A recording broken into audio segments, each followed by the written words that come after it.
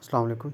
मैं हूं हमज़ा मुनीर और आप देख रहे हैं YouTube channel H series notes. आज हम जिस टॉपिक के बारे में बात करेंगे LLB part 4 law of equity हमारा सब्जेक्ट है और इसमें हमारा एक एक्ट साथ आता है ट्रस्ट एक्ट। उसके बारे में आज हम थोड़ा सा देखेंगे, उसका इंट्रोडक्शन आज हम देखेंगे। और उसमें अनलॉफुल ऑब्जेक्ट्स होते हैं ट्रस्ट के, क्या वो कौन से ऑब्जेक्ट्स होते हैं जो अनलॉफुल होते हैं ट्रस्ट के अंदर।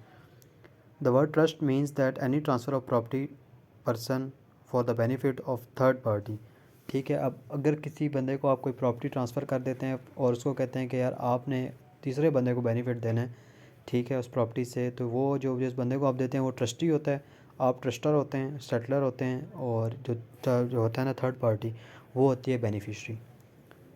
With such act known as trust. ठीक है, और ये जो एक्ट होता है इसको हम ट्रस्ट कहते हैं।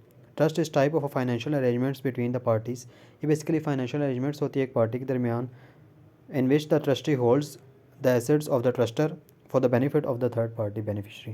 इसमें यही होता है कि ट्रस्टी होता है वो होल्ड करता है जो प्रॉपर्टी दी जाती है ट्रस्टर की तरफ से उसको, और बेनिफिशरीज को उससे फ़ायदा देता है। So one person transfer the property to another person for the benefit of third party is called trust. तो ये चीज़ ट्रस्ट कहती है। एलिमेंट्स ऑफ ट्रस्ट की अगर हम बात करें, सेटलर होता है, ट्रस्टर होता है। सबसे पहले सेटलर और ट्रस्टर वही बंदा होता है जिसको ओरिजिनल ओनर होता है और जो किसको कोई प्रॉपर्टी दे रहा होता है, जैसे हमने पहले बात कर दी है।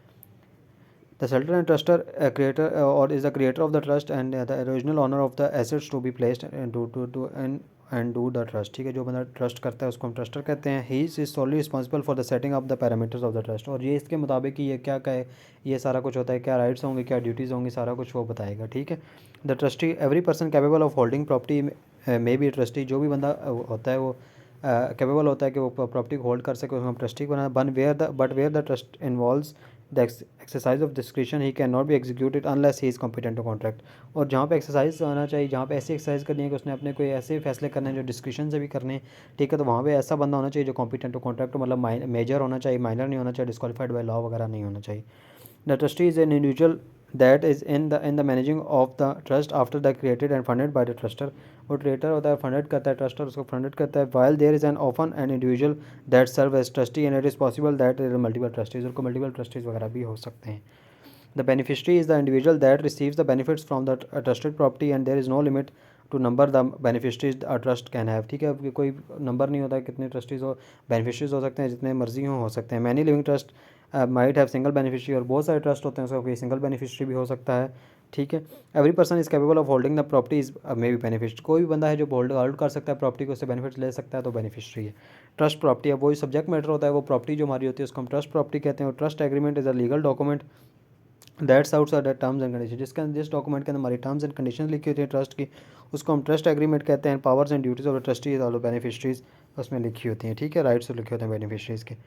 अब हम unlawful purpose of the trust, ठीक है, सेक्शन 4 की तरफ अगर हम देखें तो अनलॉफुल कुछ ऑब्जेक्ट्स होते हैं, अगर ये चीज़ें ऑब्जेक्ट्स अगर होंगे तो वो जो होगा ना, वो हमारा जो ट्रस्ट होगा वो अनलॉफुल हो जाएगा। ठीक है, according to section 4 of the trust act 1882 the following are the cause of unlawful trust. ये अगर ये चीज़ें होंगी तो वो ट्रस्ट अनलॉफुल हो जाएगा। सबसे पहले fraudulent, any trust on the fraudulent purpose, अगर कोई फ्रॉडुलेंट पर्पस वो अनलॉफुल हो जाएगा। A conveys the property to be trust and trust to apply the profit to take care of the female to be trained as prostitutes and the trust is void. ठीक है, अब ए ने property अपनी देता है, B को कहता है कि यार यहाँ पे फीमेल्स को रखना है और उनका अपने ख्याल करना है ताकि ये प्रोस्टिट्यूशन कर सकें बाद में।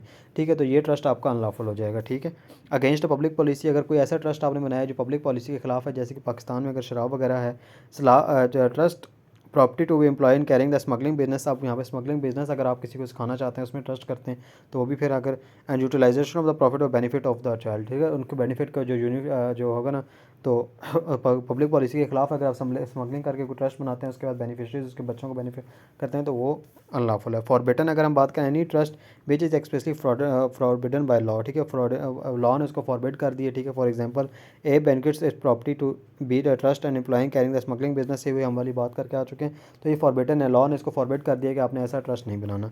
कॉजिंग इंजरी, ऐसा कोई भी ट्रस्ट जो अगली पार्टी को किसी को कॉज कर रहा हो, किसी प्रॉपर्टी को किसी पर्सन को कर रहा हो, तो वो भी अनलॉफुल होगा। कोई इमोरल हो तो वो भी, अगर कोई इमोरल है कि और कोर्ट ने उसको इमोरल कर दिया, वो कह दिया वो पब्लिक पॉलिसी के खिलाफ है, तो फिर आप उस में ट्रस्ट नहीं बनाते। Partially unlawful, trust which is partially unlawful और पार्शली अनलॉफुल। ठीक है, कुछ लॉफुल है और कुछ अनलॉफुल है, और ऐसे ट्रस्ट को अगर हमने बनाया, ठीक है, अगर उसको अनलॉफुल कंसिडर अगर अगर इसको परमिट कर दिया गया तो ये किसी भी डिफीट करेगा किसी प्रोविजन ऑफ लॉ को, ऐसा ट्रस्ट भी आप नहीं बना सकते। ठीक है, तो ये हमारे वो ऑब्जेक्ट्स हैं जिनके खिलाफ आप ट्रस्ट में नहीं जा सकते, वो मतलब इसके खिलाफ आप ट्रस्ट नहीं बना सकते। Who can make trust trust बना कौन सकता है, ठीक है, जब आपने अगर कोई ट्रस्ट बनाना होगा, ठीक है, trust can be created in every person who is capable of contract, कोई भी कॉन्ट्रैक्ट जो बंदा कर सकता है वो बना सकता है।